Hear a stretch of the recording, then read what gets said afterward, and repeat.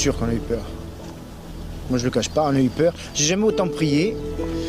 Même avec Franck, qui un jour me dit tu te rappelles encore des prières quand tu es au catéchisme? Je dis ouais. Et ben, on va en faire quelques-unes, histoire de voir si la mer peut s'assagir. En fin de compte, c'était pas la mer qui devait s'assagir. C'était plutôt nous qui devions l'écouter.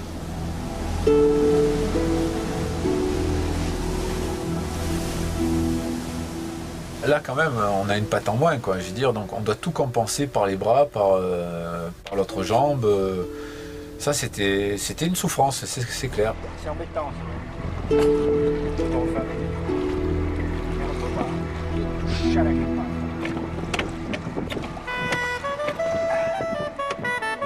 Il faut être en paix avec soi hein, pour traverser, hein. Sinon on est mal. Hein. Mais on a eu beaucoup de chance. Je l'ai fait bien, proprement. J'ai pas envie de la refaire.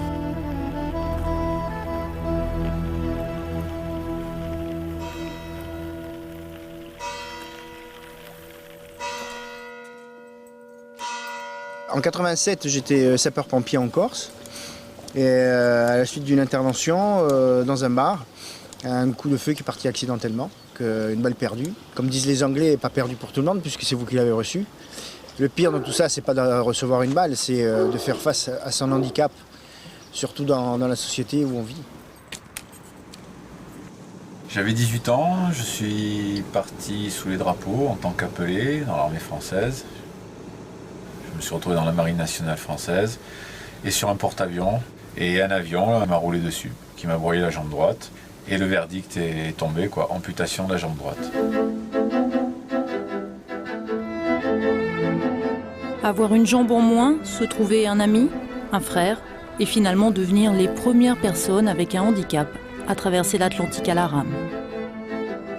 La vie a mis Franck Bruno et Dominique Benassi dans le même bateau, et c'est le sport qui les a aidés à se relever.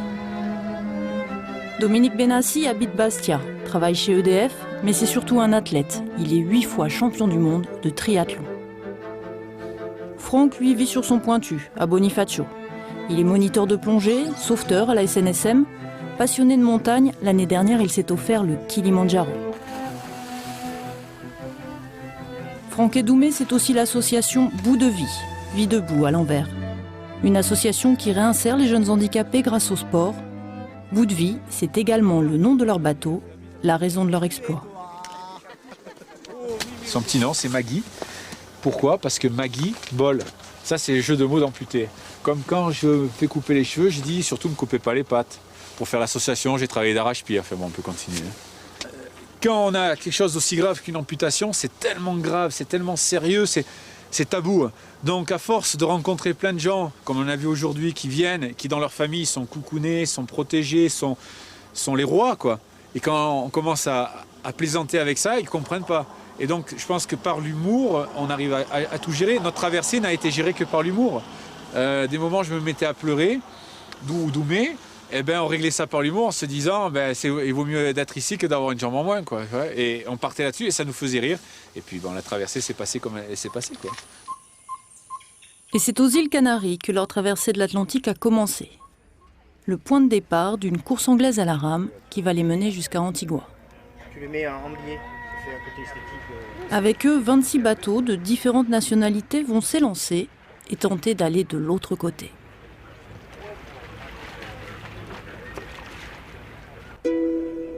Le 30 novembre, après 3 jours de report pour cause de mauvais temps, la flotte prend enfin le départ.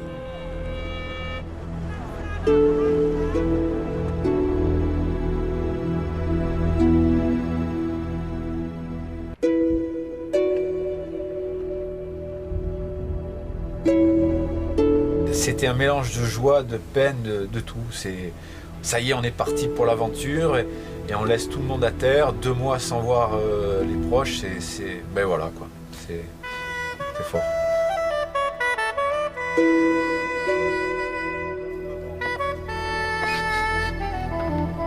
Au bout de 3 heures, on voit plus les autres concurrents parce qu'on est très bas sur l'eau. Donc il y a la houle. On commence à se dispatcher. Et là, on voit l'île de la Gomera qui commence tout doucement, parce qu'on va très doucement, à s'éloigner. Et là, il commence à monter une boule. Elle est déjà bien loin la Méditerranée chérie où les deux Corses s'entraînaient. D'entrée de jeu, l'Atlantique ne va pas leur faire de cadeau. Mais il faut s'organiser. Alors Franck et Doumé changent de rameur toutes les 2 heures. Pendant que l'un pilote, l'autre se restaure, dort et tente de s'amariner. Pendant ces premiers jours, Franck et Doumé ont le blues.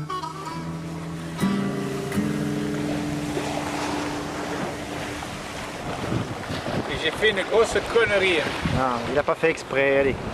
J'ai laissé la trappe de visite derrière ouverte, le hublot, et il y a une vague qui est venue s'engouffrer dans notre cockpit.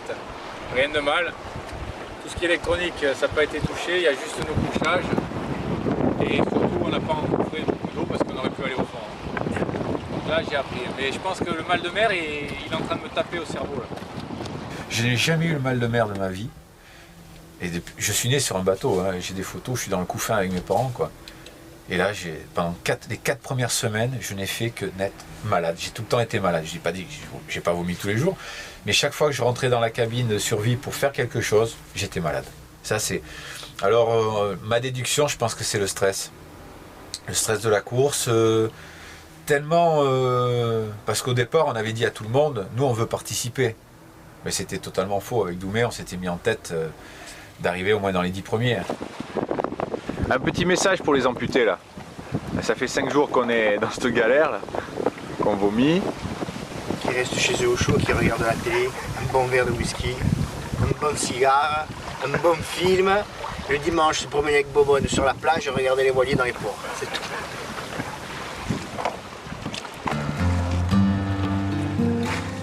Mais il en faut plus pour abattre cette équipe.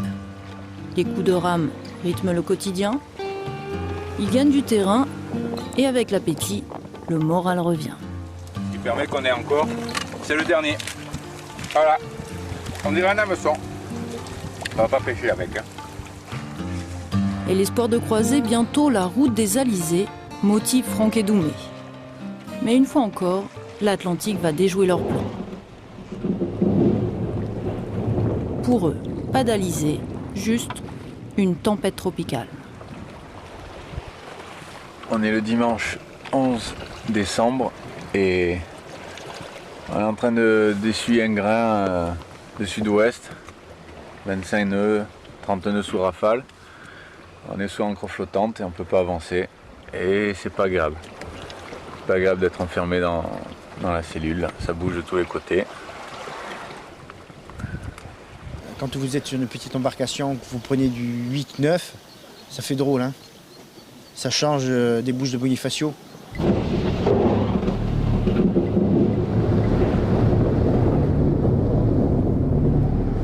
À un moment, le ciel s'est... Mais en quelques minutes, le ciel s'est transformé. Le barreau a commencé à chuter.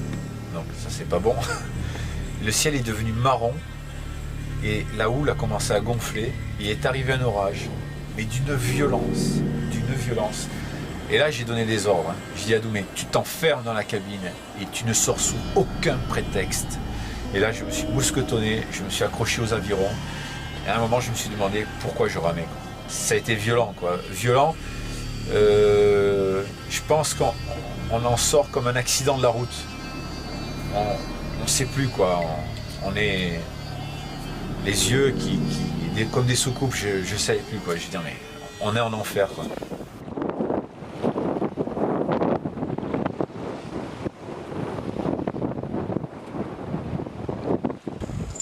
On est le 24 décembre. Reste tranquille, Joseph, arrête. On est le 24 décembre, quelle année déjà 1789.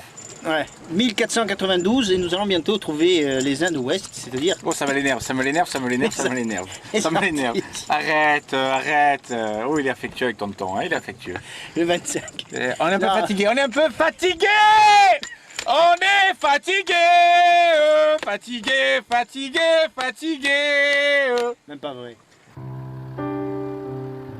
Pendant la traversée, les proches et les bénévoles de l'association ont suivi le parcours du bateau. C'est Véronique, la compagne de Franck, qui est chargée de leur transmettre la météo, grâce au téléphone satellite embarqué à bord. Moi, il fallait que je sois forte, que j'ai ce côté de redonner un peu du courage, etc., de rigoler, de dédramatiser, de relativiser, etc. Je pense que j'étais l'encre quelque part. Le lien, voilà, c'est bon. Avec Pascal, la compagne de Doumé, on se contactait aussi. Elle avait eu Doumé, donc je lui demandais comment ça se passait, comment elle l'avait senti, etc. On avait un contact régulier. Donc c'est comme à un moment donné, Doumé a perdu son frère qui est décédé durant la traversée. On ne l'a pas dit, on n'a rien dit, on s'est contacté entre nous et on s'est dit que, bon, de toute façon, Franck et Doumé nous avaient bien dit ça, ils nous avaient bien prévenus. Surtout, s'il arrive quoi que ce soit, de toute façon, ça ne ferait rien avancer de plus. Je veux dire, ça les perturberait.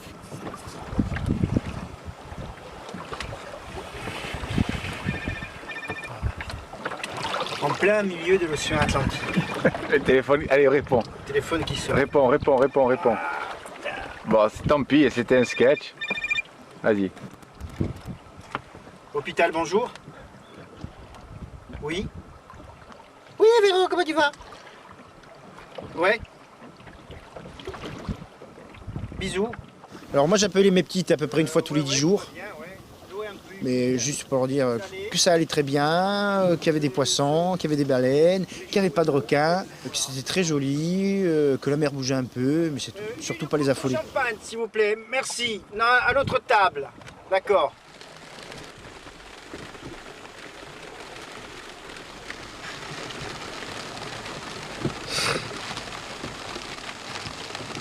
Non, je pense...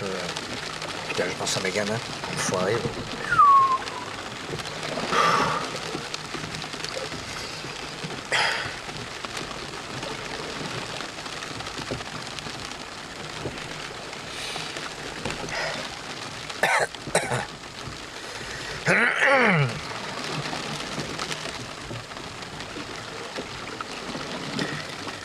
Donc je disais que je pense à mes gamins, je pense à Marjorie, à Marie, Juliette.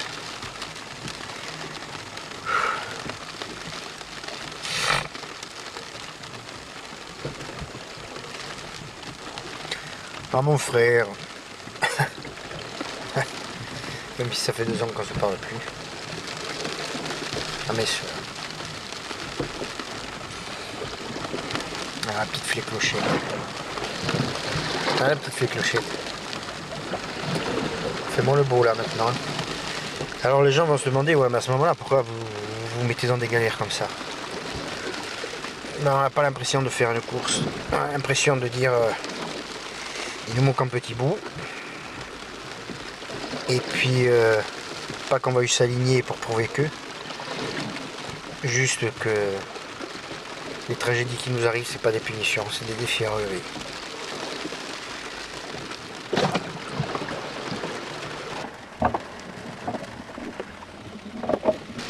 Donc nous, on a fait ça parce que on pensait que c'était bien. Pas pour la gloire. Juste pour dire c'est possible de faire une petite croisière sur l'Atlantique avec une patte en moins. Si ça peut donner du cœur à l'ouvrage aux accidentés de la vie. Nous on fait que suivre l'exemple des gens qui sont passés avant nous. Mais je peux vous dire qu'on se la pète pas. On est tout petit dans nos chaussures, hein. Enfin dans notre chaussure.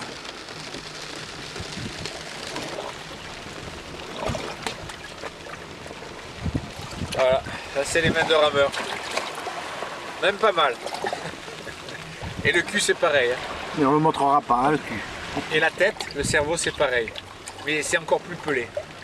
Voilà. On partait, on pleurait quoi. Parce que l'émotion était telle qu'on se vidait un peu de nos larmes. Comme disait Charlie Chaplin, les gens qui pleurent pas, c'est des gens qui sont pleins de larmes.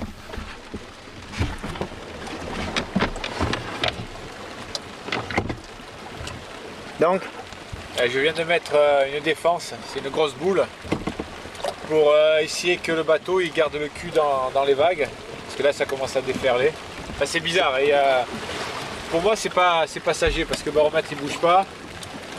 ça se creuse pas plus que ça, mais il y a des grosses déferlantes. Donc dans la déferlante, que le bateau reste toujours dans l'axe de la déferlante, qu'on ne parte pas à chavirer, parce que là, ce serait catastrophique. Hein. Une fois par semaine, on devait gratter la coque. Donc je l'ai fait les 2 premières fois et Doumé m'a dit bon je vais y aller. Donc un petit peu l'appréhension, il n'a pas l'habitude de se jeter en pleine eau, etc. Donc il se met à l'eau un petit peu contracté. Et vu qu'il est à l'eau, je ne peux pas ramer. Donc je m'occupe du nettoyage de l'intérieur de la survie. Et à un moment j'entends un souffle dehors. Je lève la tête, je dis oh non, c'est pas possible. Et Doumé est en train de gratter la coque, mais très prudemment quoi. Et je dis Doumé, ça va? Qu'est-ce qu'il y a? Tu as peur des dauphins? Non, mais pourquoi? Je dis bon, ne te retourne pas, c'est un petit peu plus gros qu'un dauphin. Et il y avait une baleine monstrueuse qui a frôlé Doumé. Et ça, c'est des moments, j'ai hurlé de rire. Mais là aussi, j'avais les larmes aux yeux. Et Doumé, j'ai vu l'œil, j'ai vu l'œil, j'ai vu l'œil. Voilà, ça a été des moments...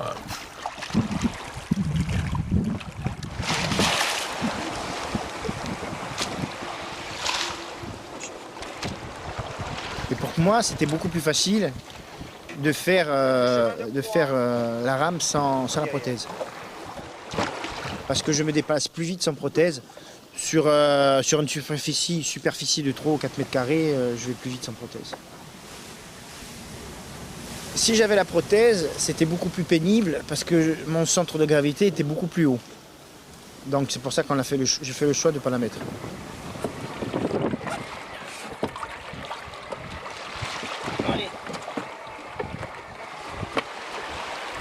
Notre amputation nous a permis d'avoir une force et une faiblesse. La faiblesse, on a un moignon. Un moignon, c'est une partie de notre corps qui est très fragile. Moi, j'ai des greffes. Donc, bon, avec des greffes, il faut être très prudent. Donc, on est toujours en contrôle constant, vraiment en concentration dessus. Et la force, par où on est passé pour revenir à ce qu'on fait maintenant, on relativisait les choses. Et je pense que ça a été une force par rapport aux autres concurrents. Ça, c'est des contraintes que les autres concurrents n'ont pas. Donc nous, en plus du vent, du sel, l'envie de vomir, de la fatigue, de perte de poids, il faut qu'on gère ça aussi.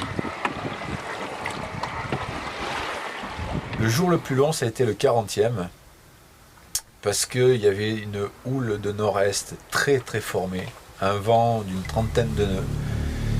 Et cette journée a été interminable, puisque à un moment, en fin de journée, à la pénombre, il y a une vague d'ouest, on ne sait pas d'où elle est arrivée cette vague, qui nous a balayé le bateau, qui nous a brisé le safran.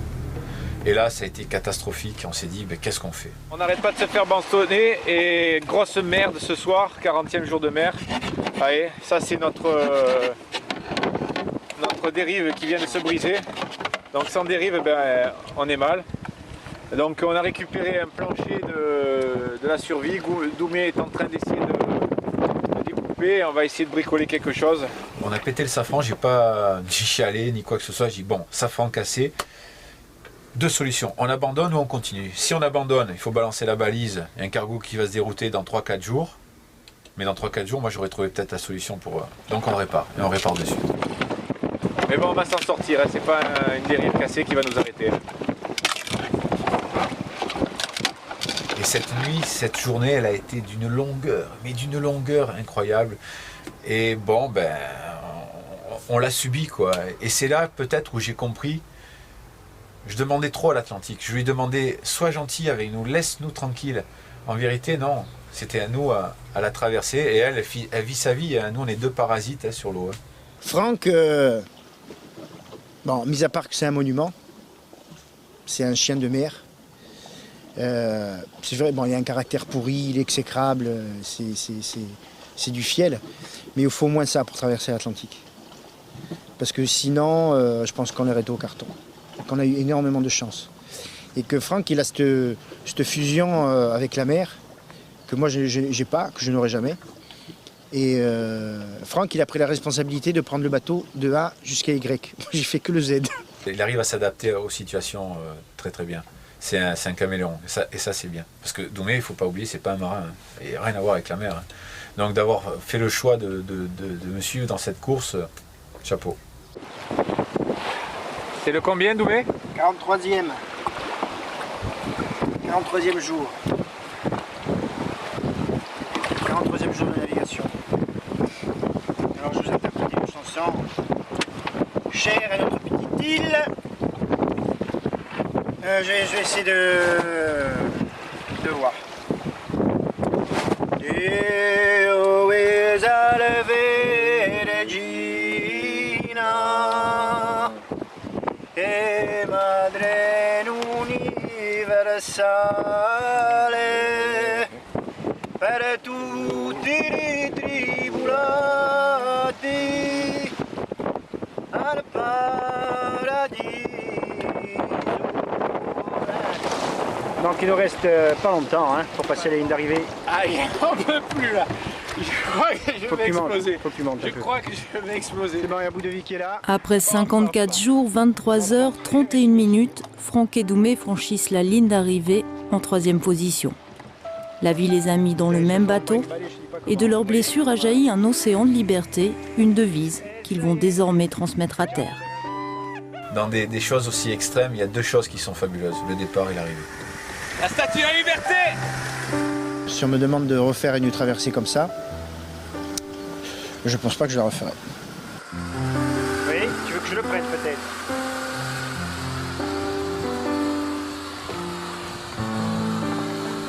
Est-ce que tu penses que tu aurais fait cette traversée si tu n'avais pas eu ton handicap? Non, ça c'est sûr que non. Aller se chercher des noises comme ça, non, c'est clair que non. Enfin, j'en sais rien, je veux dire, je connais pas Franck Bruno de 41 ans avec ses 2 jambes, donc je ne sais pas. Mais en tout cas, je pense pas. Je pense pas. Non, j'aurais pas fait. Non. J'aurais été sapeur-pompier à Bastia, ça aurait été très bien. Est-ce que j'aurais fait du triathlon? Non. Pourquoi? Parce que c'est pour moi, c'est plus dur de faire du triathlon avec 2 jambes qu'avec une jambe. Quand j'avais 2 jambes que je faisais du vélo, jamais ça me serait venu à l'esprit de faire Ajaccio ou Bastia en vélo. Alors maintenant, je le fais.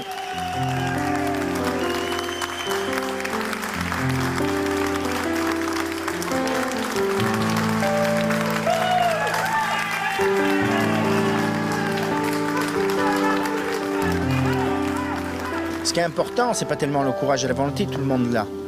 Ce qui est, c'est d'être motivé. La motivation, c'est une petite lumière dans l'obscurité. Plus c'est noir, plus c'est dur. Et la moindre petite lumière, la moindre petite clarté, ça vous éclaire là où vous devez mettre les pieds.